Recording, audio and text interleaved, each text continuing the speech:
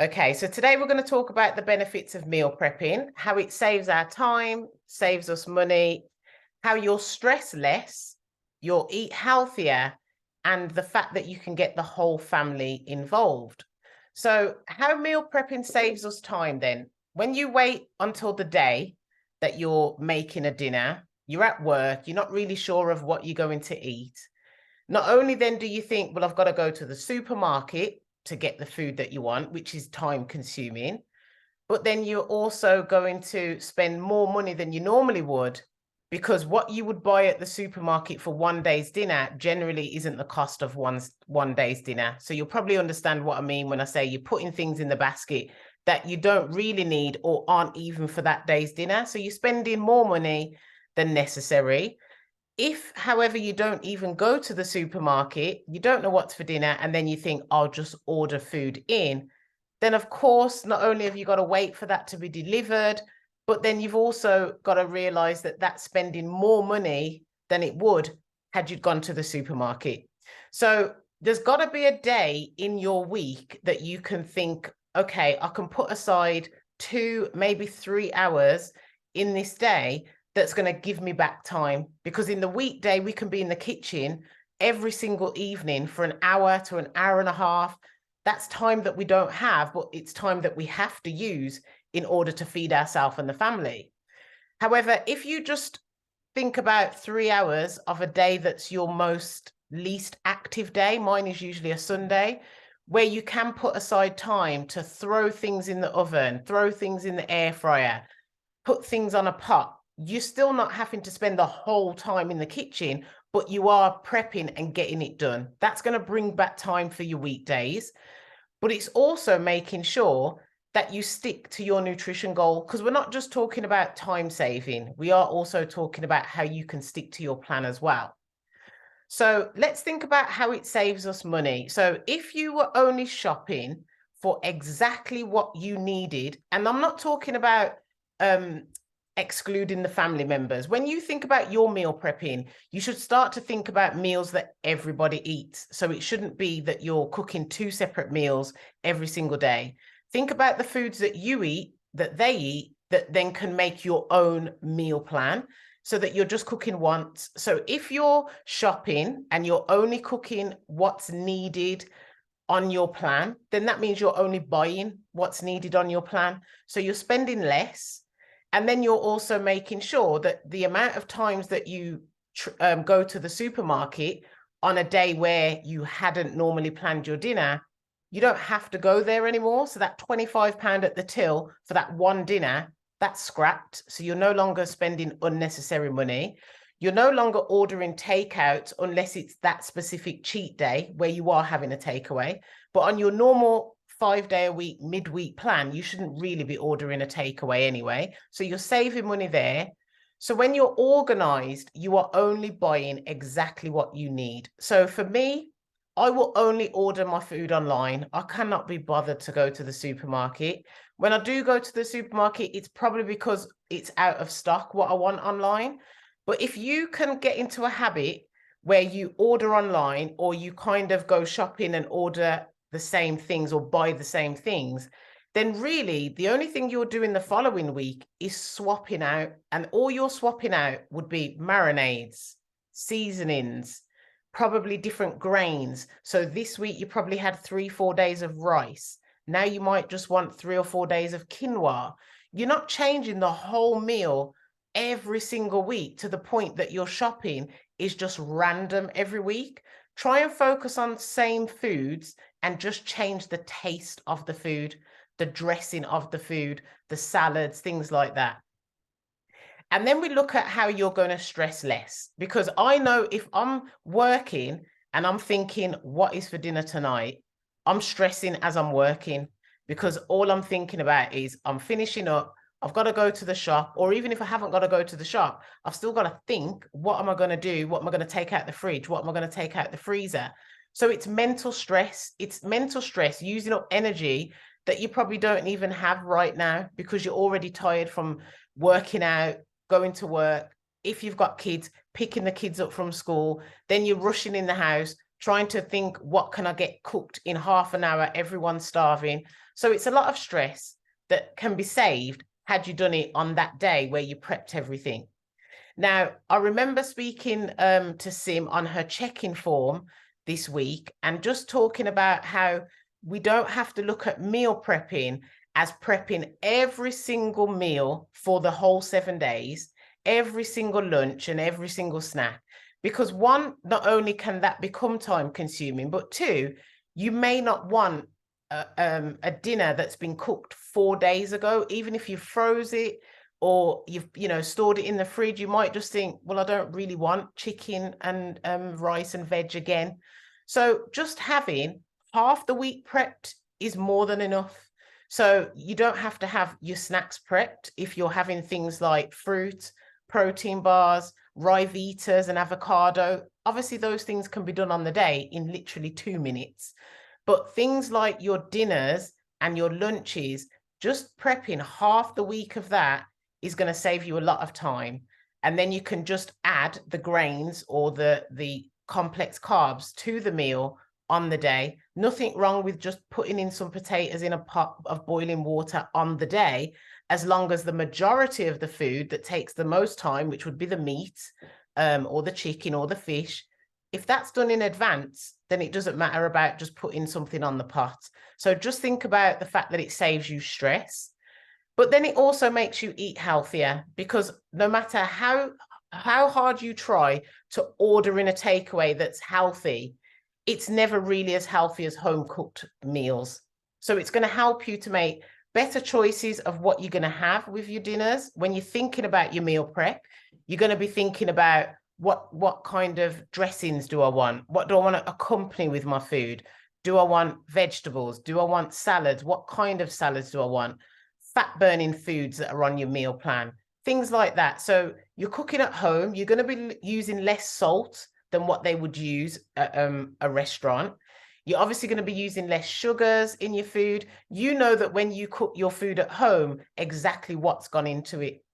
When you go to a restaurant, you could even order a chicken breast and salad. You don't know if they've put a little bit of sugar to make it taste sweeter, a little more salt than normal. You don't know how much oil they've used. So this isn't a case of saying never go out to eat, but this is just letting you know that your Monday to Friday midweek can be a lot healthier if you've prepared in advance. Because if not, you get into this cycle of ordering in food or just going to the supermarket on a day because you haven't planned your meal for that day. And then you're just picking up anything.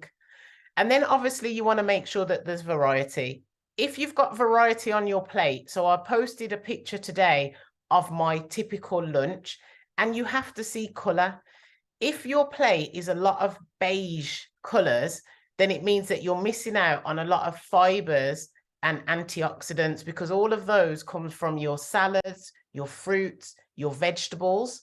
So what you want to make sure that you're doing is looking at what you can put onto your plate that makes your meal balanced. So if you, at the moment, you're on a certain amount of calories and a certain amount of macros, look at in MyFitnessPal in advance how you can make up your macros for that meal. So 30% of your macros need to be fiber, carbs. What kind of fiber should I use? What kind of carbs should I have? 40% need to be protein. What protein should I have? If you're thinking about all of this in advance, it's so easy if you stick to the same style of food. There's so many people today that generally kind of eat the same typical dinners, not the same dinner daily, but over the course of a month, you can look at how many times you've had the same meal, and it's probably been about 4 or 5 times. So 4 or 5 times of that meal, 4 or 5 times of that meal, and that meal, and that meal, that's 20 to 25 meals. So you've only got to think of 4 meals for the month, have them 4 times each, and you've nearly ate a whole month's worth of food, and you haven't really had to think too hard about it. So when you're putting it into MyFitnessPal, all you're doing is putting in 4 meals, 5 minutes, and you're done. So that's a great way to help you track in if you know how your meal's going to look on the plate. And then you want to look at how you can involve the whole family. So if you think about the fact that your children and your husband, if you're living at home with a family, should start to eat the foods that you eat, get them involved, because just being handed a plate of food is not as exciting if somebody sees what went into it. Getting the kids in the kitchen and getting them helping you along makes them want to eat it more than you just going, here you go, here's your dinner, and them going, oh, what's this? So I know from my kids growing up from a young age, getting them in the kitchen, even baking with them, and it doesn't have to be that you're baking foods that you can't have. You can do healthy bakes. You can do healthy snack bakes, healthy flapjacks from home. Get the kids involved. Get the kids to have their packed lunches turning into healthy food because you've all cooked it from home. Get the husbands in the kitchen weighing out your food that you're going to have prepped for the week. So if you're thinking that you need 100 grams of diced sweet potato, get your husband to weigh it out for you. Get him to weigh out your chicken, get him to weigh out your salmon or your tofu or whatever it is that you're eating. And this in turn helps you to influence another person in the house that probably isn't eating as healthy as you. Because what tends to happen is when you're on a balanced program by yourself, the support isn't there as much if somebody isn't on it with you. So you could be doing as well as you could be. Someone's on the sofa next to you, munching on some crisp or some chocolate, and you're looking at them going, oh, wish I could have that. Whereas when you start influencing the people that live in your house with you, then their habits start to change. My husband lost 7 stone of weight with me helping him. And that took him 2 years to make the move to say, I need to lose weight. But when you start to help them to see the benefits of you prepping your meals, and they start to see what it's doing for you, and they start to see how much energy you have because your meals are balanced and healthy, in turn, this is going to help the children go, I want a bit of what mom's doing. Or your husband to say, I want to look like you because I can see the changes that you've made since you've been doing this. So you're actually influencing people in the household. So you're saving time, saving money, getting more energy from eating better, and obviously you're stressing less. Now, when we look at how we can cook smart, so my Sunday kitchen, the windows are steamed, everything's going on. And that is a great day for me because I can still get my house cleaned, do what I need to do while everything's just cooking. So if we think about sheet pan, so a sheet pan is just when you put some grease-proof paper on a tray, and all you put on that tray is your meats or your fishes or your roasted vegetables.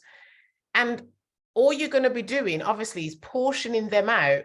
It can either be for the week, or you can do half for this week and freeze the other half for the following week. So if you're a person that Monday, Tuesday, Wednesday, or Monday, Wednesday, Friday likes to eat chicken, still get it all cooked on that Sunday, but just have half in the fridge and then half in the freezer, and then use that other half for the following week.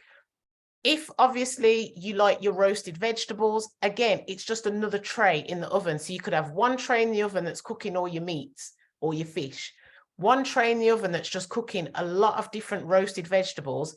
And now, if like me, you do not like cutting up vegetables and dicing them and making different shapes, you just buy frozen, ready cut vegetables. So you can buy frozen medley of veg, or you can buy frozen diced sweet potatoes, so a bag of sweet potatoes that's already diced for you. Or you can even get things like a diced onion bag. So you've got red onions, shallots, white onions. So just get frozen things that are already cooked for you that you just need to put onto the grease-proof paper.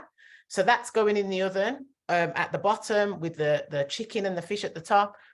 Then if you like whole sweet potatoes, cut a sweet potato in half, boil it for about 5 minutes, and then put all of them halves of the sweet potatoes in the oven, drizzle of olive oil, whatever dressing you like, get 10 halves of a sweet potato oven cooked, and there's 5 halves of a sweet potato Monday to Friday.